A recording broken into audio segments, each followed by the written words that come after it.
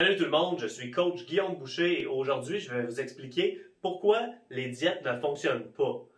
En réalité, c'est que les diètes fonctionnent trop et ça va créer une forme d'adaptation, des changements physiologiques qui va faire en sorte qu'on ne sera pas capable de maintenir ces résultats-là sur le long terme. Je vais vous expliquer dans cette vidéo plus en détail qu'est-ce qui arrive, pourquoi les gens ne sont pas capables de maintenir leurs résultats, pourquoi que c'est de pire en pire et comment faire pour pallier à ça.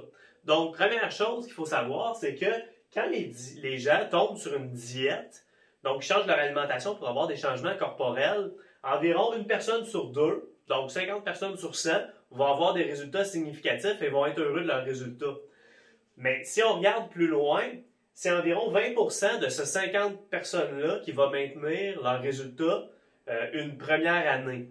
Ensuite, c'est un autre 20% de ce 20%-là qui va maintenir leurs résultats une deuxième année. Et c'est environ 20% de l'autre 20% qui va maintenir les résultats une troisième année. Donc, si on fait le calcul, disons qu'il y a 100 personnes qui vont tomber sur une diète.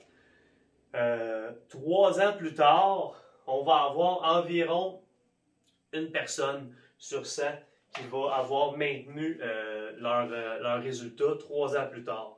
Donc, qu'est-ce qui arrive en fait? C'est que il y a des changements, il y a des adaptations qui vont se passer au niveau du corps. Si on regarde des études qui ont été faites sur le modèle animal, okay, sur les rats, c'est très intéressant de voir que si on donne une restriction alimentaire à des rats significatifs qui vont perdre du gras, ils vont perdre du poids, ils vont perdre du gras, puis qu'après ça, on leur donne une diète non contrôlée, qui mangent absolument tout ce qu'ils vont vouloir en quantité qu'ils veulent. Ils vont reprendre leur poids environ 2 fois plus rapidement que ce qu'ils l'ont perdu. Ensuite, si on les met une deuxième fois sur une restriction, donc sur une diète, ça va prendre 2 fois plus de temps à perdre le même poids qui a été perdu la première fois. Si, encore une fois, on leur laisse manger ce qu'ils veulent, donc une diète non contrôlée, ils vont reprendre leur poids, cette fois-là, 3 fois plus rapidement. Puis en fait, à chaque fois qu'on va recommencer ce cycle-là, ça va être de plus en plus long pour perdre le gras, puis ça va être de plus en plus rapide pour le reprendre. Okay? Ce qui arrive, c'est sensiblement la même chose chez l'humain. Beaucoup de gens ont vécu ça. Ce qui arrive, c'est qu'il y a 3 systèmes qui vont jouer contre nous, des systèmes d'adaptation. Le premier système, ça va être un système de défense. Le corps va modifier son métabolisme, certaines choses, dans le but de ne pas perdre du poids, parce que le corps veut garder l'homéostasie. Ultimement, on veut survivre. Okay? Donc, il va y avoir une diminution du métabolisme basal. Donc, ça va être au niveau du système thyroïdien. Il va y avoir des changements à ce niveau-là qui va faire en sorte qu'on va brûler moins d'énergie qu'en temps normal, okay? Dans le but d'en perdre moins. Après ça, il va y avoir une diminution de ce qu'on appelle le NEAT, Non-Exercise Activities Thermogenesis. Dans le fond, c'est la quantité d'énergie qui va être dépensée dans les petites activités du quotidien qui ne sont pas liées à un sport, l'entraînement et tout ça. Donc, par exemple, quand on va être sur une diète, on va avoir tendance à plus s'asseoir qu'à l'habitude. On va avoir tendance à essayer de moins marcher, de rester moins longtemps debout. Toutes les petites activités, inconsciemment, on va les changer pour préserver notre énergie. Puis, il y a même des changements au niveau du microbiote, au niveau des types de bactéries dans l'intestin qui vont arriver suite à une restriction alimentaire qui va faire en sorte que le corps va être capable de digérer davantage de fibres alimentaires. Donc, de la même quantité de nourriture, on va être capable d'aller chercher plus d'énergie. Encore là, dans le but de ne pas perdre de poids, okay? Pas perdre de gras, de se maintenir. Ça, c'est le premier système qui va être mis en place. Par la suite, il va y avoir un système de récupération. Là, si on perd bel et bien du gras, le corps est bien fait, il y a un système pour en reprendre. Okay? Parce que ultimement, le corps ne veut pas perdre de poids. Okay? Donc, qu'est-ce qui va arriver? Il va y avoir une élévation de la faim, puis une élévation de la facilité du corps à stocker les graisses va être élevée. Ça va être principalement dû à une diminution de la leptine. Parce que ce qu'il faut comprendre, que ce qui dicte la quantité de leptine que le corps va produire, c'est dicté par la grosseur de nos cellules adipeuses. Donc, plus on va perdre de gras, moins on va avoir une hormone qui va gérer notre satiété. Donc, plus on va avoir faim, plus on va être porté à vouloir manger, à manger davantage pour reprendre ça. Et là, un coup que le poids était perdu, le gras était perdu, le corps, lui, il veut récupérer ça. Il ne veut pas maintenir, il ne veut pas rester là, OK? Donc, il y a un système de prévention qui va être mis en place, si on veut. C'est un système qui va faire en sorte que ça ne réarrive pas, OK? Qu'est-ce qui va arriver? C'est que là, le corps va augmenter sa capacité à stocker du gras dans le futur en créant de nouvelles adipocytes, de nouvelles cellules adipeuses qui va permettre au corps de stocker des graisses.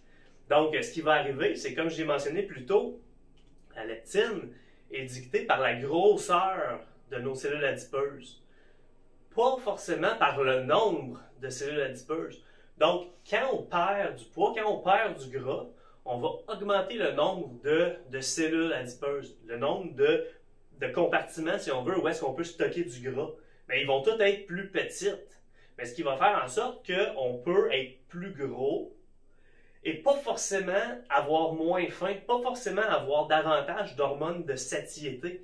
Ce qui fait en sorte que si on perd du gras une première fois puis qu'on le reprend, ça va être plus difficile de le reperdre la prochaine fois parce qu'on va avoir de plus en plus de difficultés à gérer notre faim. OK? Il va y avoir aussi une diminution du métabolisme. Il va y avoir plusieurs systèmes qui vont jouer contre nous. Donc, il faut garder ça en ligne de compte quand on veut coter. Maintenant, qu'est-ce qu'on peut faire pour prévenir ça? Fait que, première chose, c'est très important de ne pas suivre une diète qui est drastique, une diminution drastique de calories pendant une longue période. Parce que le plus drastique ça va être et le plus longtemps ça va durer, le plus solide ces systèmes-là vont être implantés dans le fond. Et le plus long ça va prendre à renverser ça. Donc, il faut y aller vraiment de manière méthodique avec l'alimentation. La première chose, c'est sûr et certain, il faut changer nos habitudes.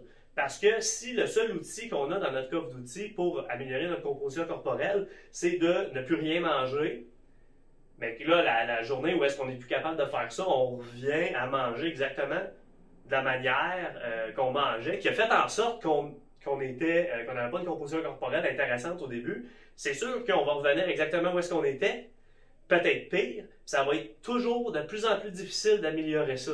Donc, la première chose, c'est vraiment de changer l'alimentation globale pour arrêter d'avoir une alimentation qui va nous rendre de plus en plus gras, de plus en plus malades. Puis, moi, quelque chose auquel je crois énormément, c'est l'éducation. Mieux on comprend comment que les choses se passent, plus ça va être facile d'instaurer des habitudes, de comprendre qu'est-ce qu'on fait, donc d'arrêter d'avoir le sentiment de ne pas avoir le contrôle. OK? Donc, c'est important de s'éduquer, c'est important de bien comprendre comment faire les choses. Donc, par exemple, moi, quelque chose que j'essaye de m'efforcer à faire comprendre à mes clients, c'est les pyramides d'importance en nutrition. C'est quoi la chose qu'il faut que tu portes attention maintenant pour avoir des résultats longtemps? Puis, comme par exemple, dans le contexte ici, quelqu'un qui aurait eu un problème, qui a de la difficulté maintenant à côté, puis qu'il faut renverser ça, c'est qu'il faut apprendre à faire ce qu'on appelle un reverse dieting. C'est un processus qui peut être long, qui peut être ardu pour certaines personnes, mais qu'il faut faire. Quand j'amène un de mes clients à se préparer pour un photoshoot, par exemple, pour un taux de gras très, très, très bas, je veux l'éduquer pour lui faire comprendre que, regarde, tu ne pourras pas rester comme ça longtemps. Tu vas reprendre du gras, c'est normal, par après. Mais on va faire en sorte que tu le reprennes de manière normale, que ce ne soit pas excessif, puis que ça ne va pas engendrer d'effets secondaires néfastes sur le long terme.